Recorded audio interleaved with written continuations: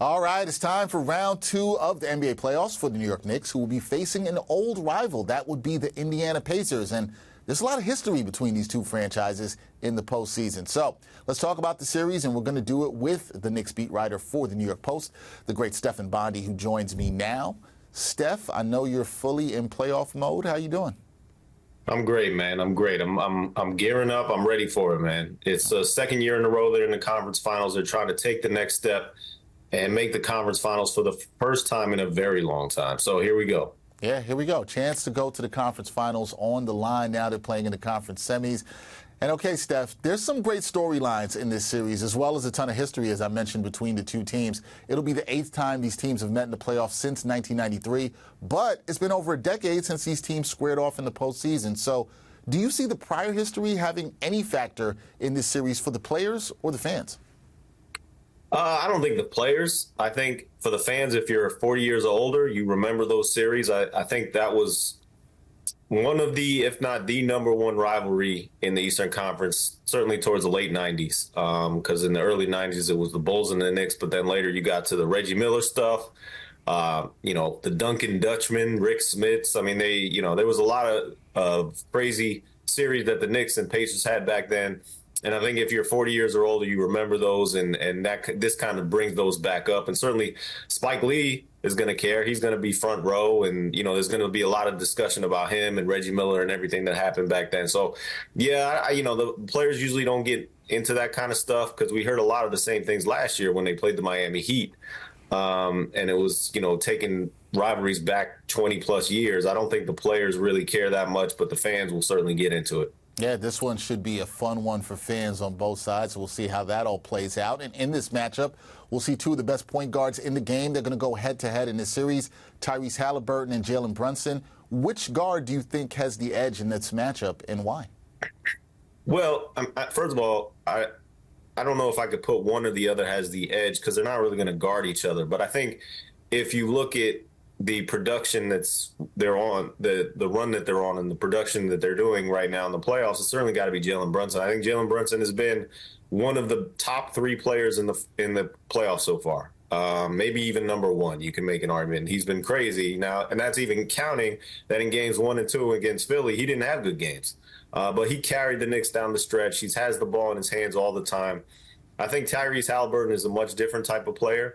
He looks to facilitate, and a lot of his effectiveness is reliant on how other people are playing, whether that's Pascal Siakam, Miles Turner, wherever else you want to throw in there for the Pacers. But in terms of how he leads the team and how he's going to have to carry his team, I got to give the edge to Jalen Brunson. All right, giving Brunson the edge there, and the production from Brunson has been tremendous thus far this postseason. And, Steph, I'm sure during this series we're going to hear the word pace brought up a great deal. These teams are at opposite ends of the spectrum when it comes to pace. So will the Pacers control the pace in the series, or will it be the Knickerbockers? Well, it's the biggest question in the series, and I actually just got off the phone with Stan Van Gundy. We were having a discussion about this, and it's very interesting because, like you said, the Pacers want to run. They want to get out. And the Knicks leave themselves susceptible to transition because they're crashing the offensive boards like crazy. That's their identity. That's their game plan.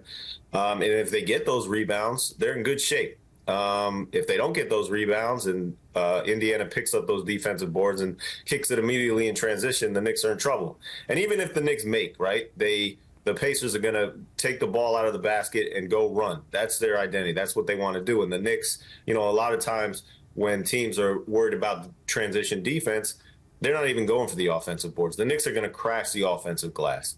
So I think a lot of that is a roundabout way of saying rebounding is just as important in determining who's going to win the pace factor. And I think the Pacers want absolutely nothing to do with the half-court defense of the Knicks. The Knicks are a much better half-court team.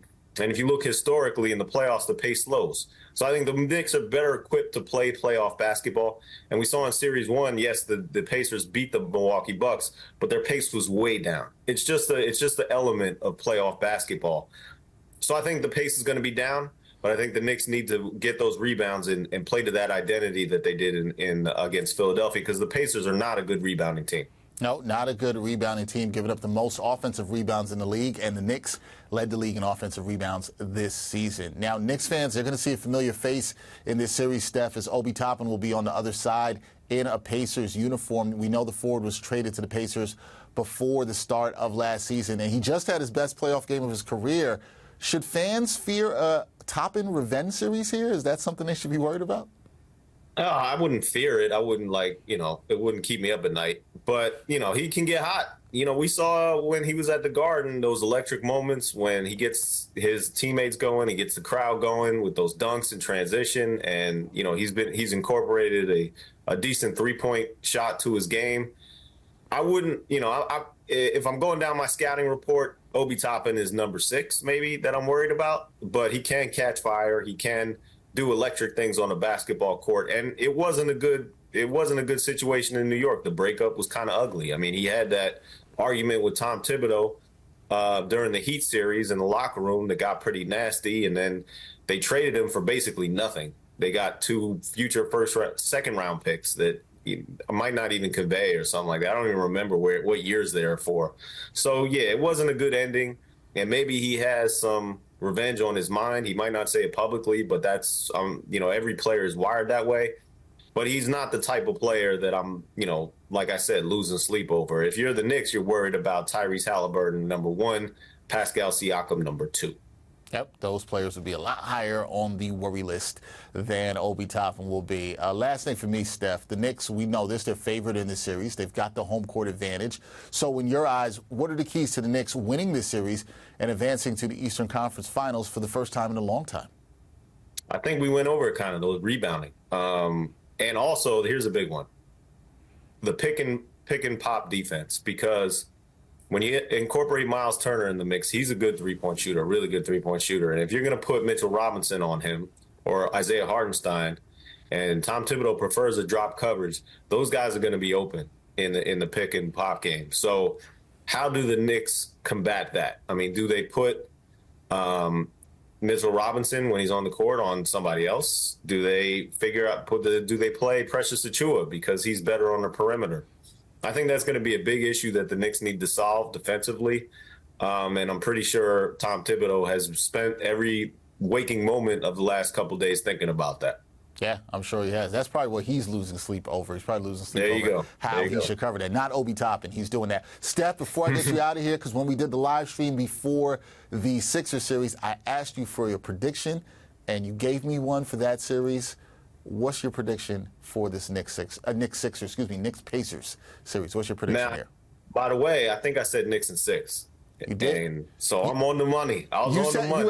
You know what? I remember you said Knicks in 5 if Embiid was 80% health or better, but you felt likely Knicks in 6. I think that was your likely pick that you had said. That was my, all right. Yeah. All right. I wrote Knicks in 6, so it's in print. Okay, and I was in right. print. So That's what I'm on fire right now. There you go. And for my next prediction, which is also be in the post, Knicks in 5. They're gonna win the first 2 games at home. They're gonna take 1 in Indy, and then they're gonna wrap it up in Game 5 at the Garden. All right, there you go, people. Stephen Bondi, he's been hot. He was right in round 1.